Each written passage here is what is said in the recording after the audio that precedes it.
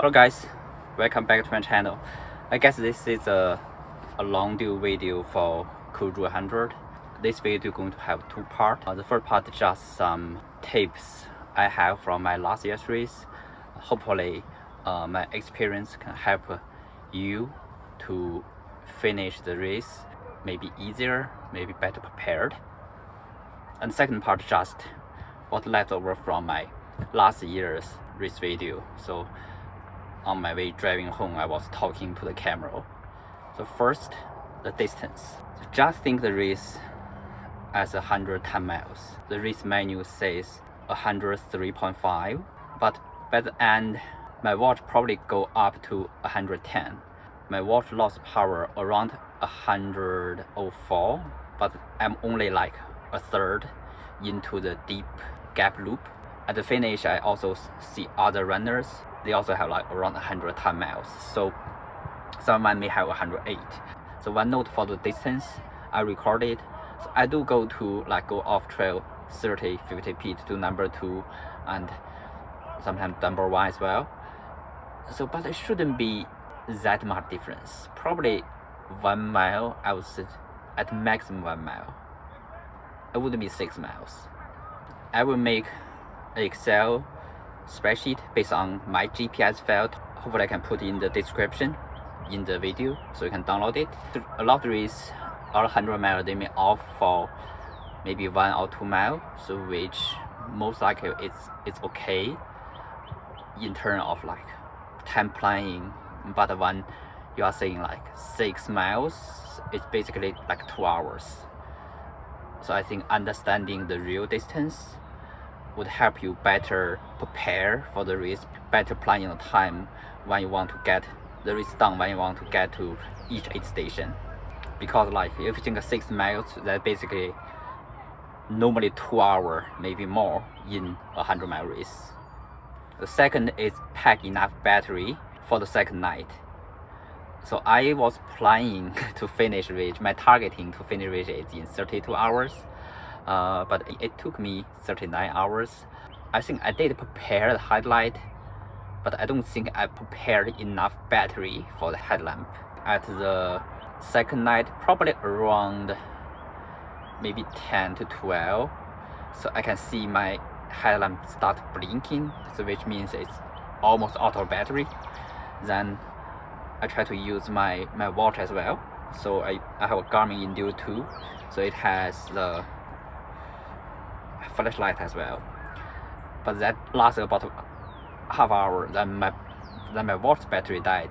I don't have GPS anymore. Be prepared. So even your goal is try to finish before the second night comes. So just prepare enough battery. Prepare for the worst. So when you get into that situation, you still have light. Like on my second loop, I have to basically stick to other runner who have very bright light. David from Arizona. Then I have to team with David, just try to get through the deep gap loop. The third one, so on top of your fueling and hydration. So the nature of the race start at 12 p.m. and 48-hour cutoff time. You are going through 2 nights. The first night probably you are awake, it's okay. But the longer the race and the harder to stay on top of nutrition. And when your nutrition fall apart, everything falls apart. Just try to stay on top of your fueling, your hydration.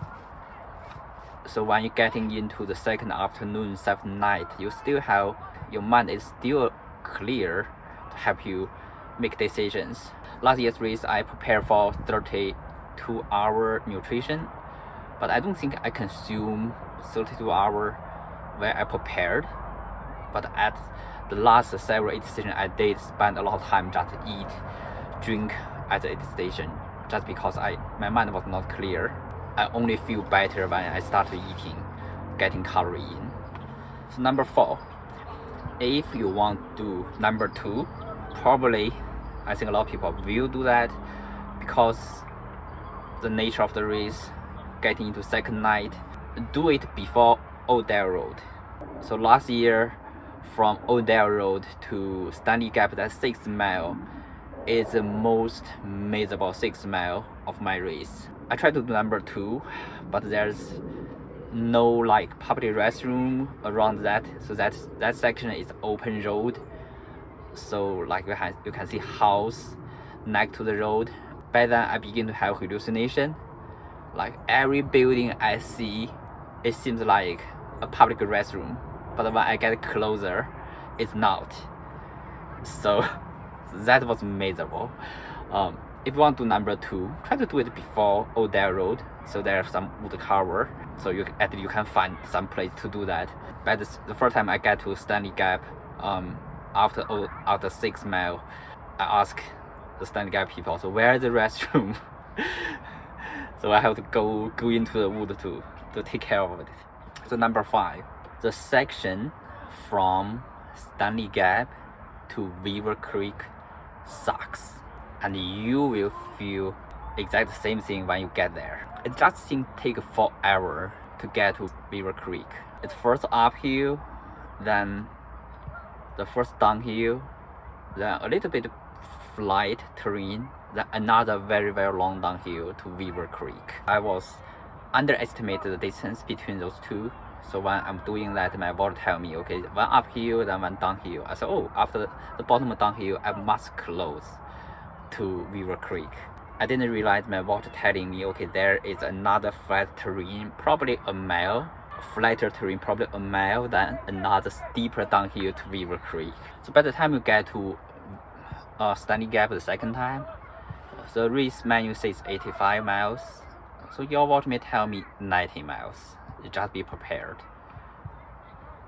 I don't know if they will update the race menu with more accurate distance, or if there is any change from like aid station position or distance. I'm not quite sure. What I'm saying is based on my experience from my last year's Cruise 100 mile race. So number 6, from Weaver Creek to Deep Gap. So it's another uphill, then downhill. So I remember when I'm doing this section, I keep having hallucination. So you know, on top of the hill there is like a sign. The sign will tell you, okay, if you go to Deep Gap, it goes this direction. And what I'm hallucinated is I see every rock, tree like that sign. When I get closer, oh, that is not that sign. So everything I see is that sign to go downhill, because I think maybe from bottom of my heart I know when I see the sign I'm going to start doing downhill. So downhill is very steep. I have the video from when you coming out of Deep Gap to Stanley Gap, that section, like you see the degree is not that steep, but when you're doing downhill, it's really steep.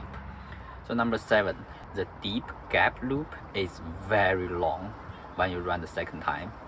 It's just never ending. The I think 6 mile loop, but it feels extremely long when the second time. I get there, my watch died, my headlamp has very little battery left. Maybe that pushed me to feel that section even longer. So I have the video when the first time coming to doing the Deep Gap loop. So the feeling you're doing the second time is going to be much different than you're doing it the second time. So I would highly encourage you guys to watch my video. So when I do the first loop Deep Gap, at least you can try to just run with the terrain to adjust your treadmill. You have the feeling, okay, what degree could be when the second time you get to Deep Gap. If you are targeting a 48-hour finish, you're probably getting there during the daytime. So number 8, from Deep Gap to Camp Maganto, just follow the signs, because the route last year is not different than the way you're coming here. So I think maybe a little bit shorter, but it does go through like some field. So follow through the signs here, and I think it's better if you can download the GPX file, so save it on your phone or on your watch, so you still can use it if you got lost. I think that's all the all the tips I have. So I would highly recommend you guys watching the video between fair pay to fish gap. So when you get in second time, just realize how long the section will be and how much time it's going to take you. So I think that video took me 2.5 hours, but I cut some video out. So probably that section is a 3-hour section, a little bit over 7 miles. Watch the deep gap video as well. I probably also up a video to Canoe Map. Canoe Map is I just discovered this app. If your treadmill is a smart treadmill supporting like FTMS code, so then it can communicate with your treadmill and can adjust the grid of your treadmill based on the terrain from the map. I think it's $80 subscription. Yeah, I'm not sponsored. I don't have affiliation. It's a Canoe Map, but I think I'm going to put a video there. So in case some people want to train with that. I think the good thing for Canoe Map is it can adjust based on your speed, right? If you look at my YouTube video, you are running on my speed. So, but if you may run faster, you may run slower. So on Canoe Map, if you run faster, the terrain will change to adjust based on your pace. So not the video's pace. I think that's one good thing for practice certain section of the trail. So see you guys on the trail. Hope you all have a great race.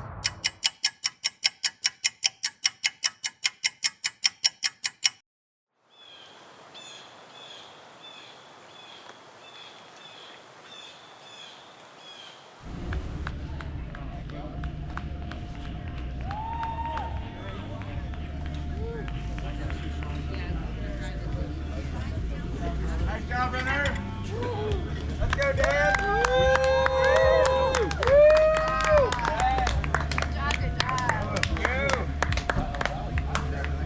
Thank you. I've been waiting here for this. So, this was great. Thanks. Very course.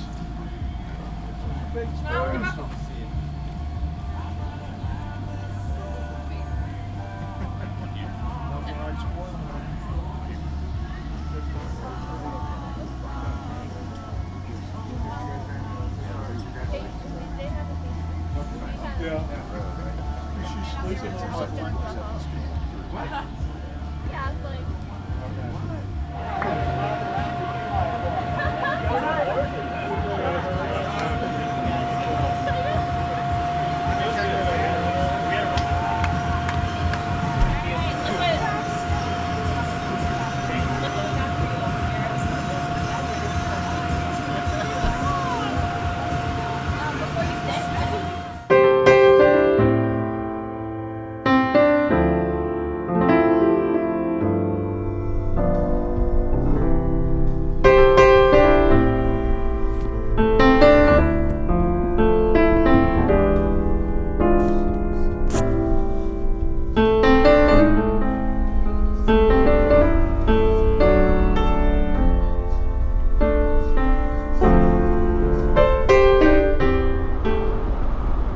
The 2024 Cruise 100 is officially in the book. That was a brutal race. I even don't want my worst enemy to go through that. Yeah, the race was brutal. So my watch, I was trying to use my watch because my headlamp died almost died, so very low battery at the second night. I was trying to use my watch, it's the Garmin Endure 2, to use that flashlight, but I think I didn't realize the flashlight consumes a lot of battery. So basically my watch died around 166 kilometer. So I was on the Flat Creek loop. Yeah, I think I was about a third in that loop. So basically from there another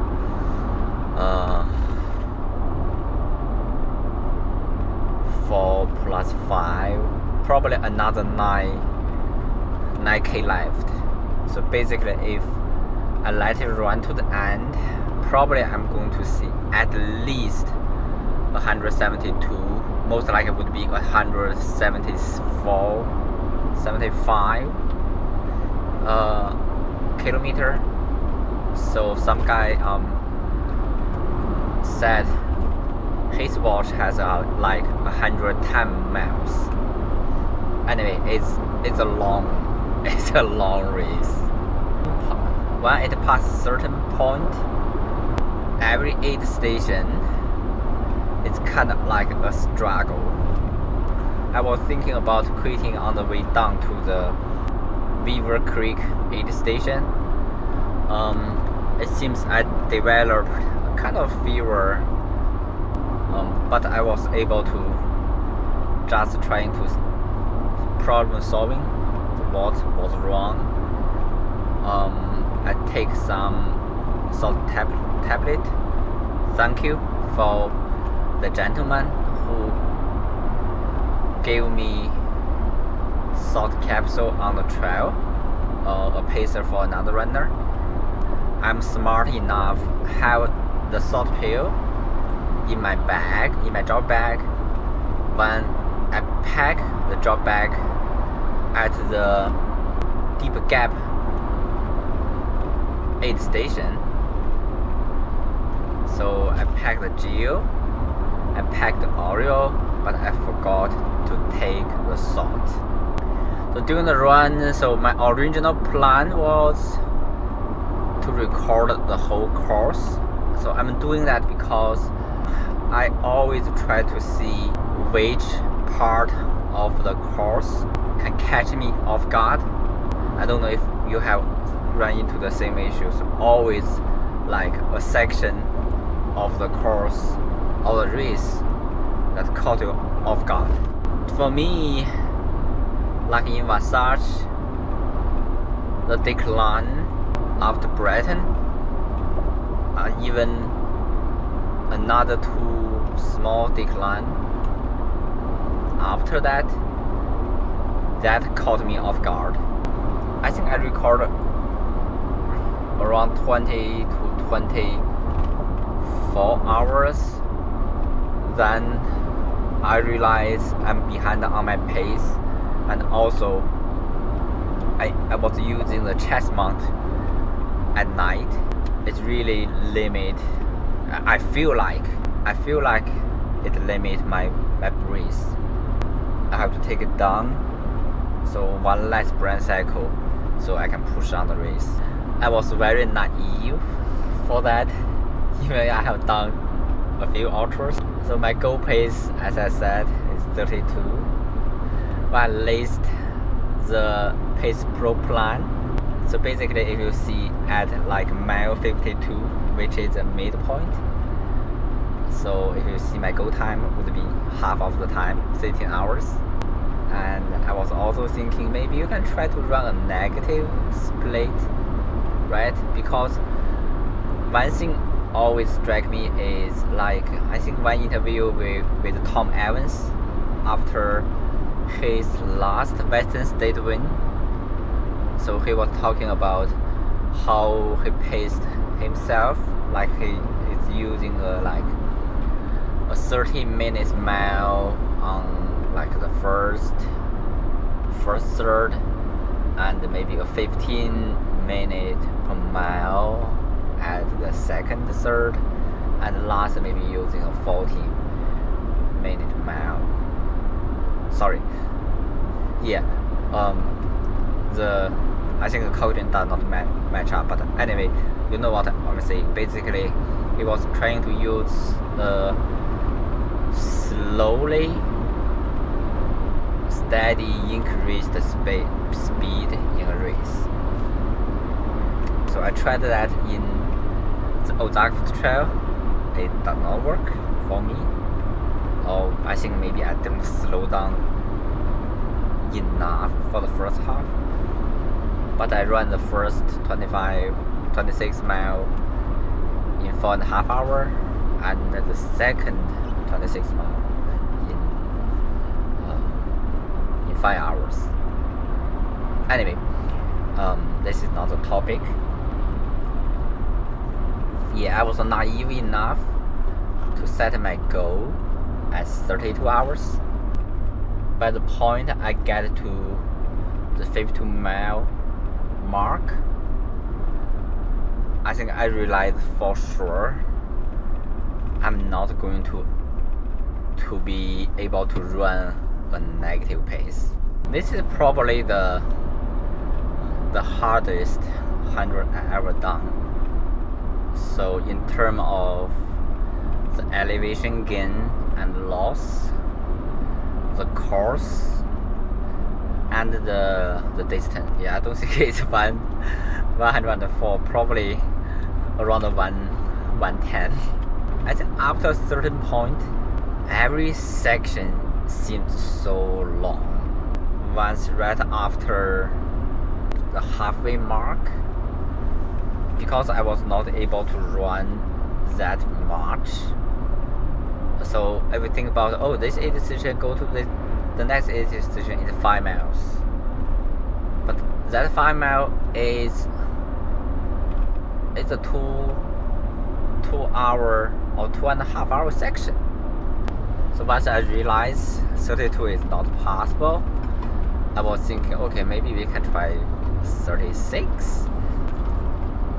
I think there is a chance, but once gets into the second afternoon, my mind is not clear. It's a similar feeling when at run rapid run, I get rapido. So what I was doing is we adjust every aid station. So I try to make sure I take care of myself. So which means eat, drink, hydrate, to ensure I have enough of food on me to last next aid station. So because every section would be over 2 hours. If you think about, okay, you have 5 mile section, so that is 8K. 8K, including the incline and decline, most likely would be a 2.5 hour section to me.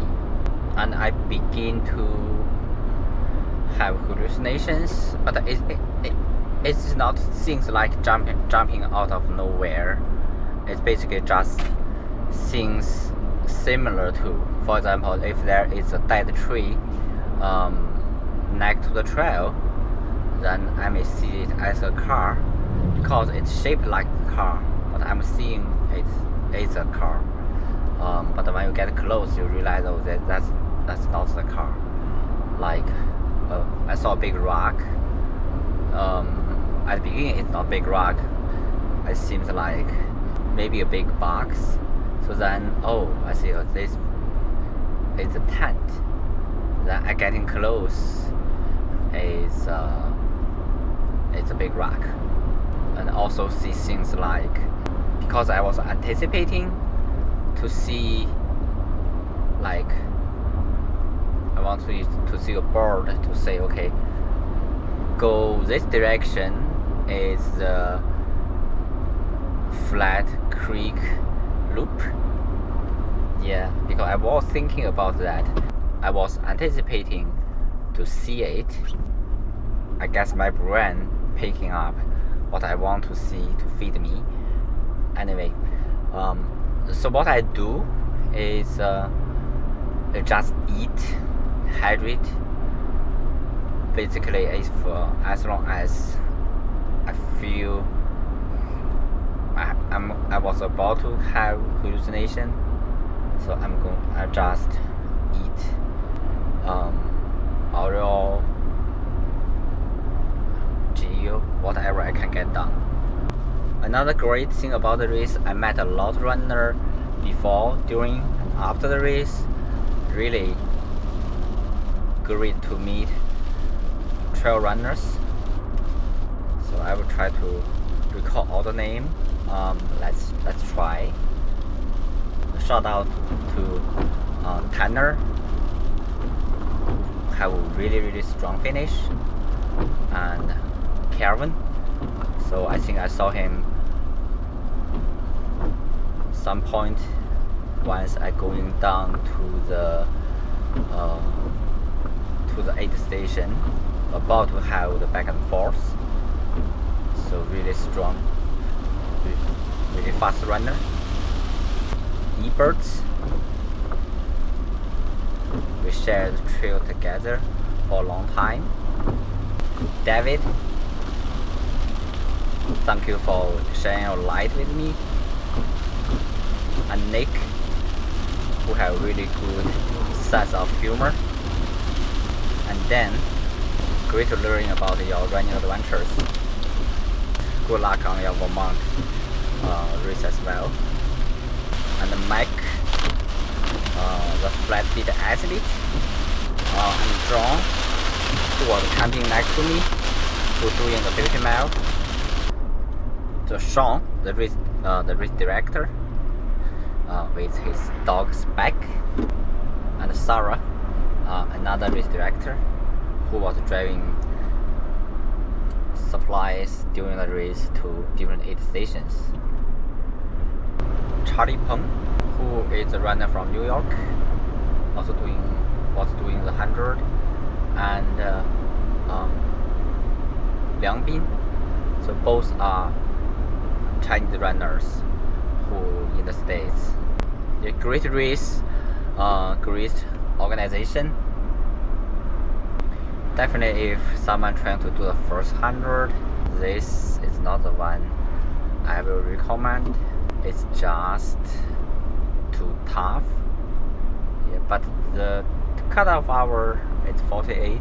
But if you think about the longer you are in the race, the longer you suffer, the more likely other issue of your system may go wrong. Maybe stopping issues, maybe rapido. After the race, I take a shower, change clothes, and get in the car, just passed out. I would say that. When I open my eyes, it's over 6. So basically, I slept about 3 hours. And I feel refreshed. It's amazing how our human body can do. But I will still need to take power nap during this. Take a power nap at Circle K. You know what? As an average runner like me, it's really hard to understand how those elite perform that well. This year they have a new course record on Cruise 100, a new female course record. I think that those female did like 24 hours, a little bit more than 24 hours. That's insane. I think definitely there's physical aspect of that, and also I think a lot of those is mental. I don't know, not me. Yeah, we are driving to a rest stop, Tennessee Welcome Center, for a power nap. I'm a little sleepy right now.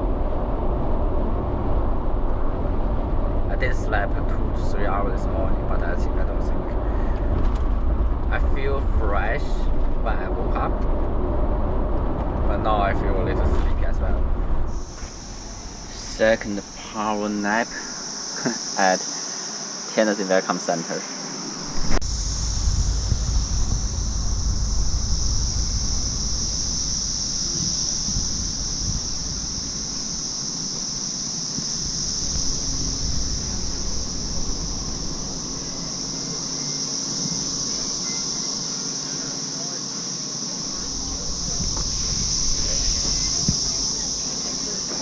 Thank you very much.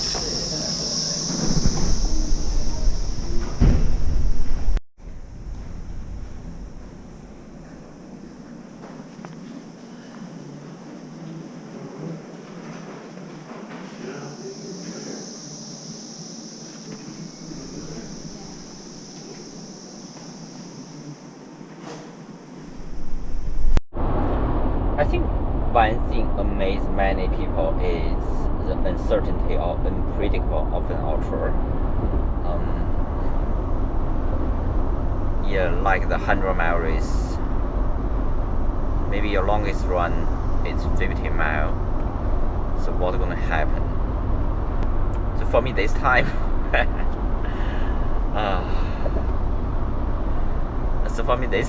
what happened? I think first is muscle fatigue. My side, a lot of soreness.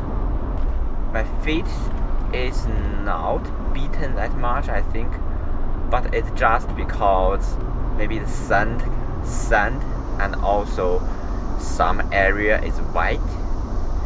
So also maybe just because of moisture. I think at mile what is the mileage of Stanley Gap? I think back the should have 50k left. Yeah, should have 50k left. At Stanley Gap, I take off my shoes, take off my socks. So luckily that's not a lot. So there's no blister. But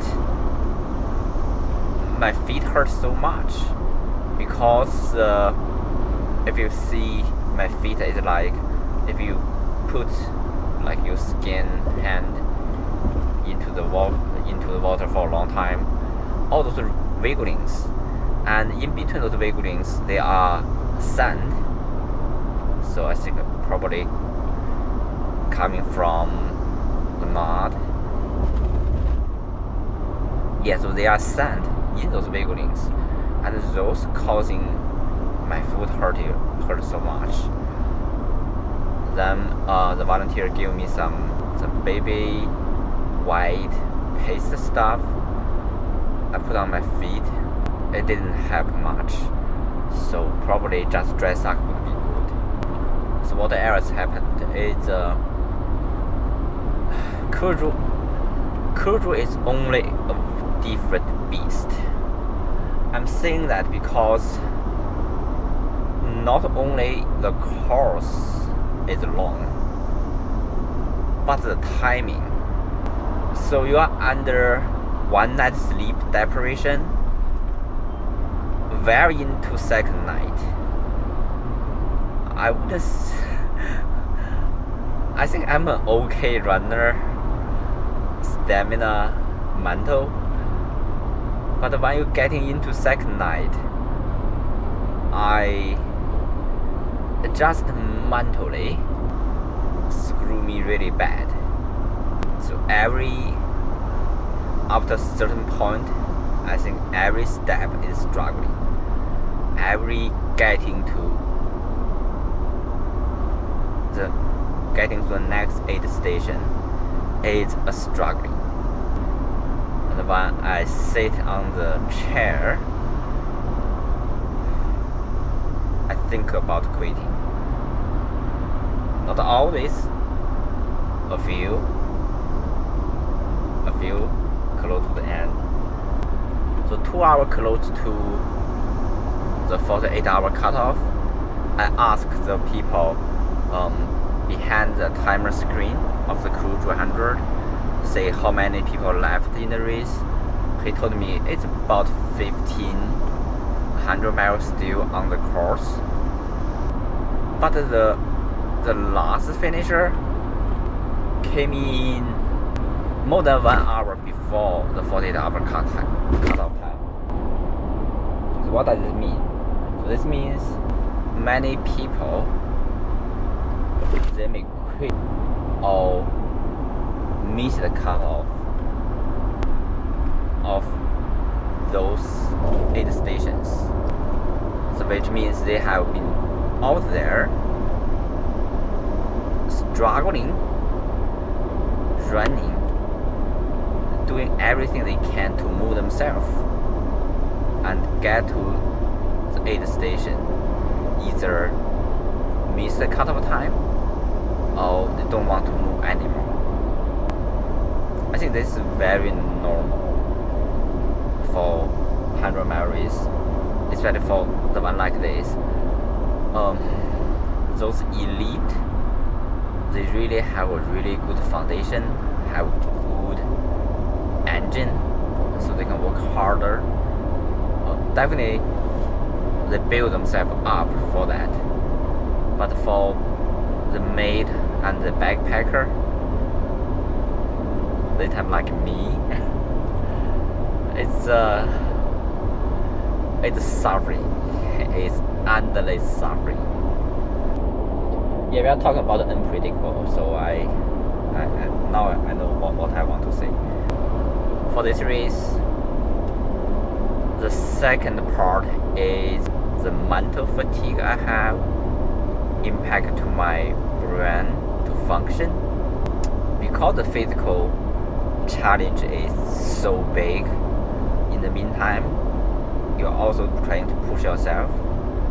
I begin to have those brain fog or near hallucination at the end, toward the end of the race, probably from mile 75, 70. Yeah, by then it's already into the second night.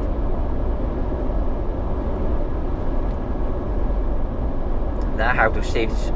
Then I have shift priority to focus on goal time, to taking care of myself, and finish the race. So my goal time changes to, at mile 50 changes to 36 hours, then at mile maybe 70 or 75 changes to, I realize, oh no, so like every 4-mile section, every 5-mile section, it's going to take me 2 hours and more. So, and also I need to, each aid station I spend about 15 minutes at the last several 5, 6, 8 stations, just try to sit there, eat. Yeah, and another interesting intake is during this race, I think I consume probably 120 to 150 grams of protein. I have 2 liter soy milk, so those about 60 gram protein. I eat a full burger patty at one of the 8 stations, and also I eat about, I don't know, maybe 2 to 3 gram of chicken, and the rest going to be cheese, bread don't have much protein, but most cheese. I just have a craving for protein. I don't know why. It's like when I eat the chicken, it's just bagged grilled chicken. When I ate it, it disappeared in my stomach. Yeah, I'm not saying you should taking protein in your race. Not hard to try. Yeah, another uncertainty would be the weather. It's extremely humid. You can see from the video, a lot of time I'm like walking in the cloud. You can see the water, like the little water, not molecule, a little water spot in the air, and condensation on the tree leaf, they just fall down. Yeah, very humid the first day, and second night it rained. Yeah, as I said before, this race go to the second night, it mess your mind so bad. So 2 things went well. I tried to solve from Versace, so it didn't happen this time, so which is awesome. So first, the bladder pin I had during the Versace, I don't have this in the 39-hour journey with cruise, so which is great. So hydration, I didn't change much, just salt capsule water.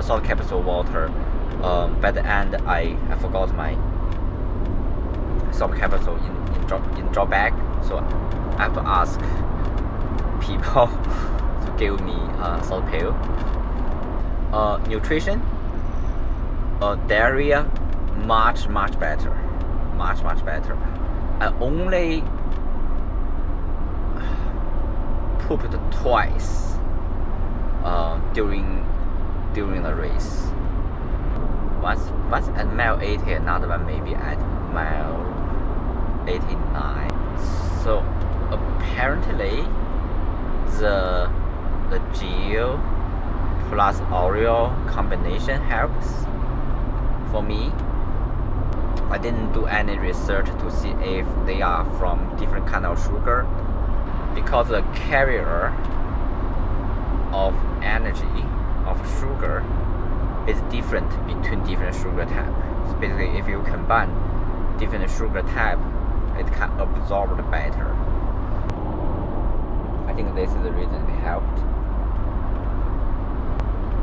Yeah, so not that many trail dumps like on the trail. That's great. Maybe because it's less intensive. But I think even into the 30-hour range, like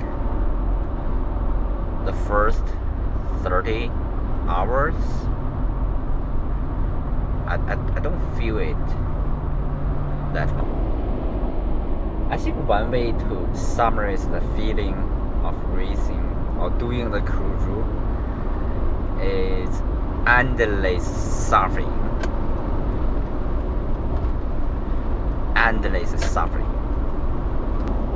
I really like this cruise 100 experience. It really makes me humble.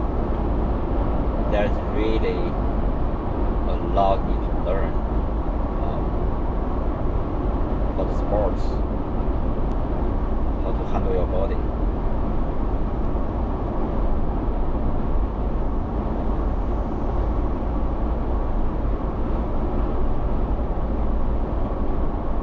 Winning a couple of 40, 50 mile race doesn't mean you can do well in a 100-mile race.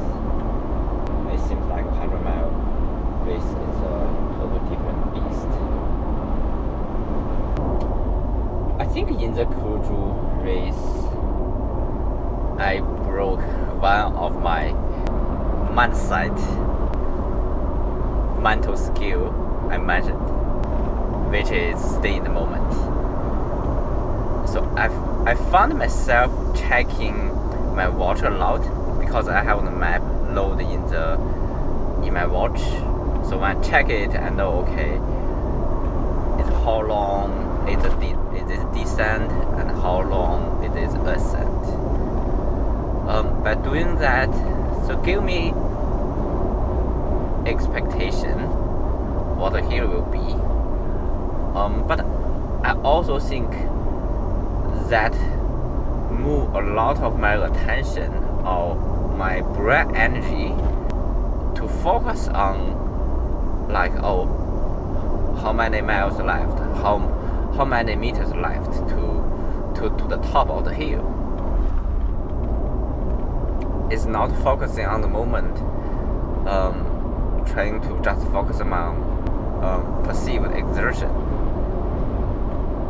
So I'm not focusing my effort if I was doing that. So I think that is one thing I can improve in the future race. This is a note for the training plan for Wyoming. It's around 12 weeks ago. Oh, okay. So I think first, good recovery from the CJ100. So really, I need my body to 100% recovered. So I think second is to see what time or what schedule we have during this time, and mark out those candidates that I cannot train on higher volume. And also add strength training. I think I need to do more strength training on my lower body, and also train on downhill running as well. Also add space after the training to let yourself cool down. Don't focus on anything, just improve the adaptation. Another part is recovery, sleep recovery. Okay, power nap number 3.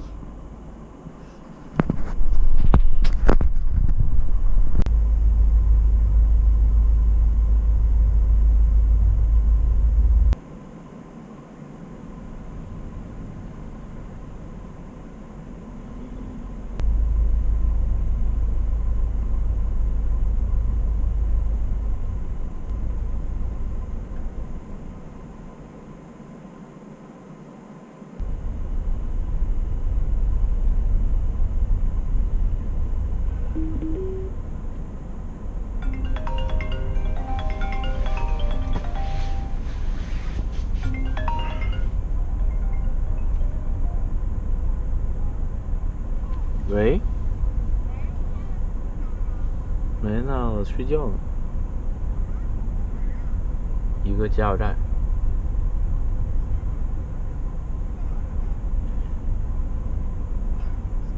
没关系，这是我的第3个 power nap， 已经第3觉了。You know, ultra running is not only about performance, it's more about not quitting. So I think for the back of the packer, they really have great mental toughness. So they are there to suffer for longer, and so your body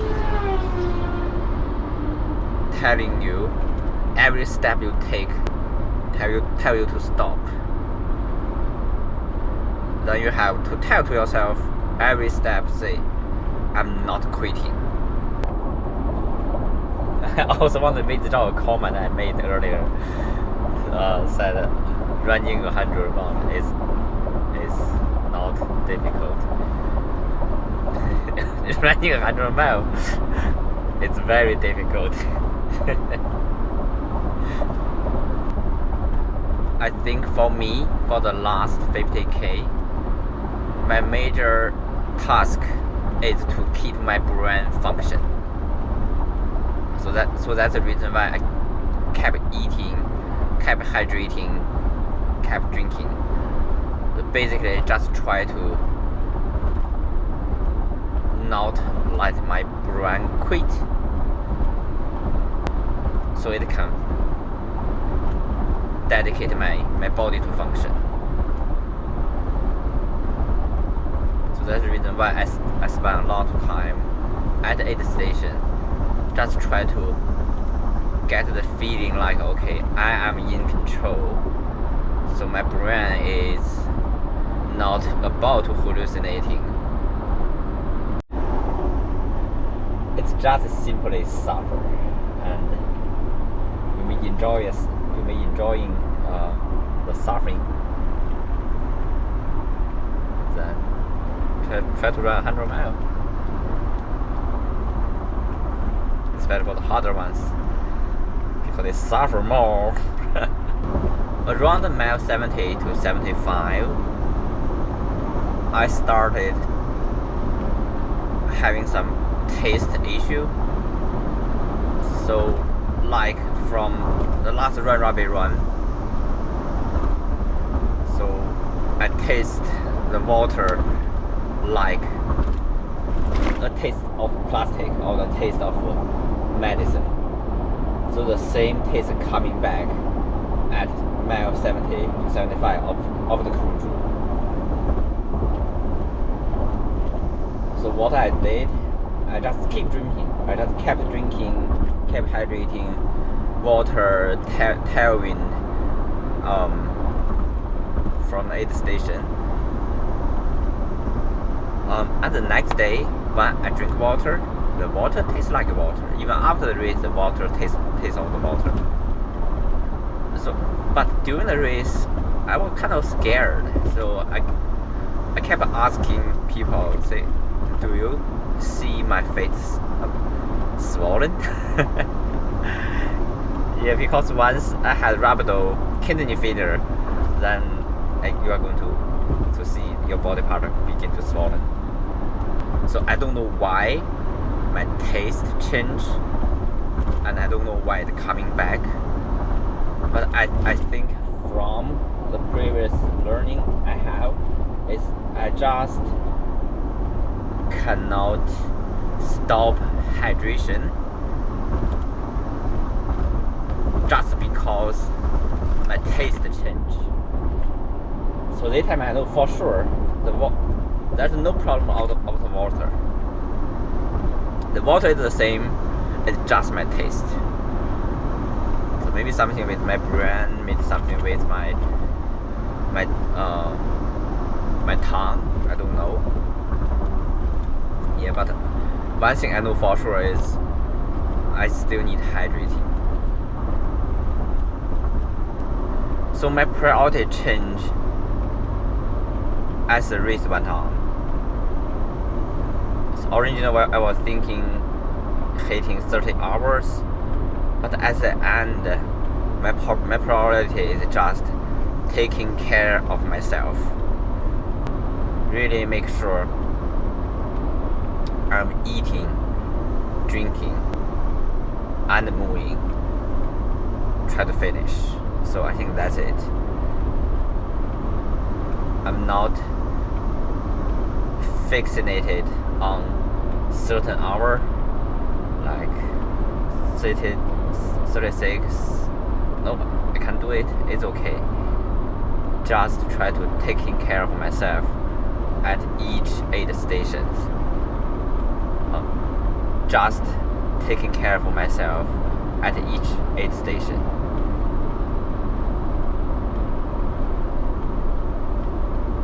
And I'm proud of myself for doing that. So around 70 to 75 miles, so I started to question my ability to complete the race. So definitely gave me some hesitation to put him into effort. So I think my reason is because it is really hard, and I can feel my left knee sometimes, like you can feel it.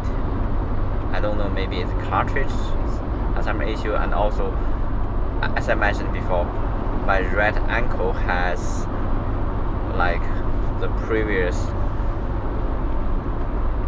pain in the right ankle, but I barely feel it during the race. But sometimes if I step in certain position, I can feel it. Yeah, and also the fuzziness. As I said, my mind was not clear. So a combination of those make me started to question my ability to complete the race. Really struggling.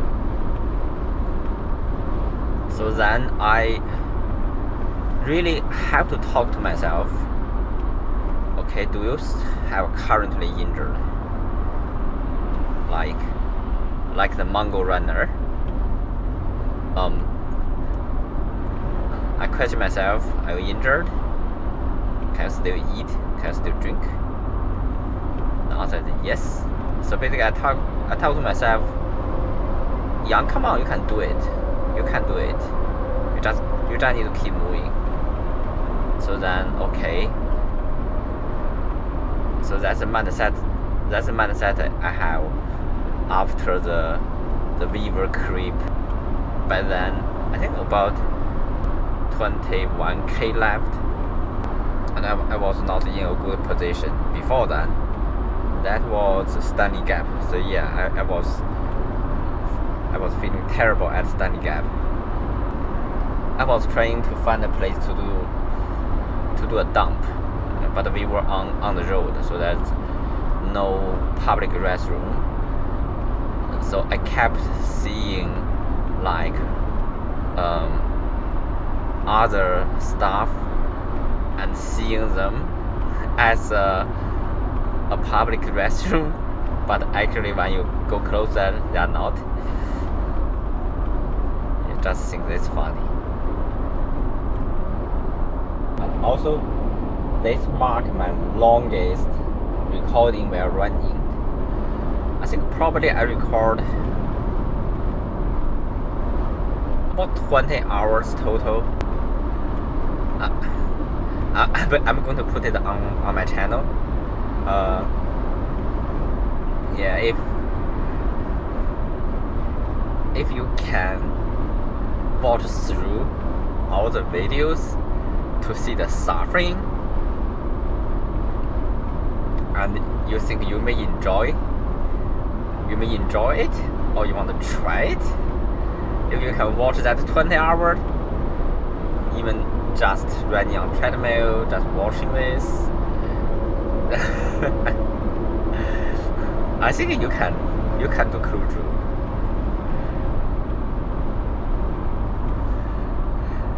Good luck. So my strategy to the potential injury on my right ankle basically is I will run as I feel. If I can really feel it, if it's hurting a lot, or it is progress worse during my race, so I may call it out. So no pain medication, so I can gauge it.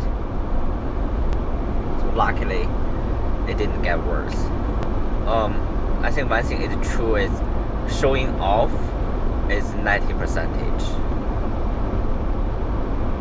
So after a certain point of the race, basically every step hurts. The further getting into it, the harder it hurts.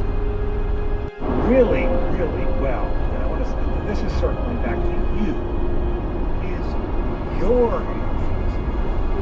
Your as the daughter, right? As the daughter, the youngest of three, the two oldest brothers, one of whom who had the older. We only live so many days on the earth.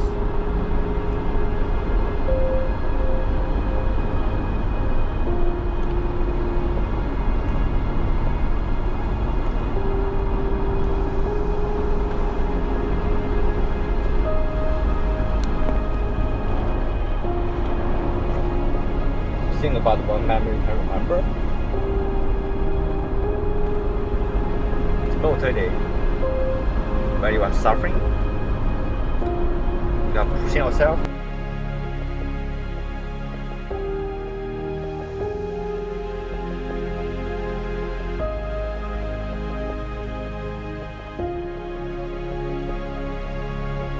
The night day we had hot pot. So if you don't know how to make hot pot, you watch my video how to cook hot pot at home.